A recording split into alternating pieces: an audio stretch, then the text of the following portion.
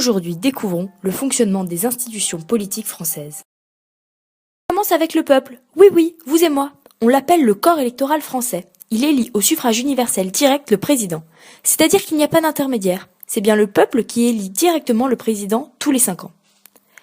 Le principe du suffrage universel direct est aussi utilisé pour élire les députés de l'Assemblée nationale tous les 5 ans. Le mode de scrutin est le suffrage universel direct uninominal majoritaire à 2 tours. En français, cela veut dire que le peuple élit directement les députés en choisissant une personne et que cette élection se déroule en 2 tours. C'est ce qu'on appelle les élections législatives. Le corps électoral élit aussi ce qu'on appelle les grands électeurs.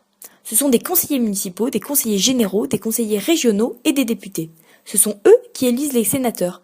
Les sénateurs sont donc élus au suffrage universel indirect. Ainsi, le Sénat est composé de représentants de chaque région et un tiers des sénateurs est renouvelé tous les 3 ans. L'Assemblée nationale et le Sénat sont les 2 organes qui forment le Parlement.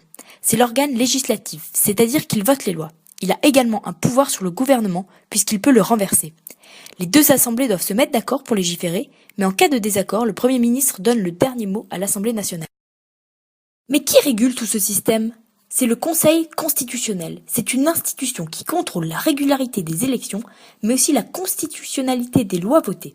C'est le président de la République qui nomme le président du Conseil constitutionnel. Le président ne fait pas que cela. Il nomme en début de mandat un Premier ministre avec lequel il va nommer le reste de ses ministres. Il pourra effectuer en cours de mandat ce qu'on appelle un remaniement. C'est-à-dire que s'il considère que la situation l'impose, il peut nommer de nouveaux ministres. Libre à lui de choisir le moment et quel ministre il va changer, dans la limite du raisonnable, car cela peut entraîner une certaine instabilité. Le président peut aussi dissoudre l'Assemblée nationale. Cet outil est très rarement utilisé car là encore, cela peut engendrer de l'instabilité. Mais pourquoi dissoudre l'Assemblée nationale ?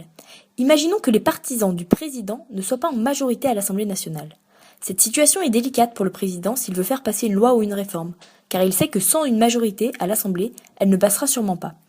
Le président peut donc faire le pari qu'à l'issue d'une nouvelle élection, il aura une majorité à l'Assemblée qui votera pour sa loi.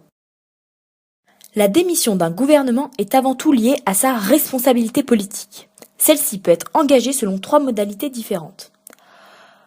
En posant à l'Assemblée nationale la question de confiance. Si la réponse est négative, le gouvernement est démis. Ensuite, l'Assemblée nationale peut elle-même mettre en jeu cette responsabilité du gouvernement en votant une motion de censure à la majorité absolue de ses membres et des non-présents. Une seule motion de censure a été votée sous la Ve République, c'était en 1962, mettant fin au gouvernement Pompidou. Enfin, le gouvernement peut engager sa responsabilité en application de l'article 49.3 de la Constitution. Un texte est alors adopté sans vote, sauf si une mention de censure est votée à la majorité absolue de ses membres à l'Assemblée. Résumons, le peuple élit au suffrage universel le président, l'Assemblée nationale et les grands électeurs, qui éliront ensuite les membres du Sénat. Voilà, vous avez tout compris sur le système politique français.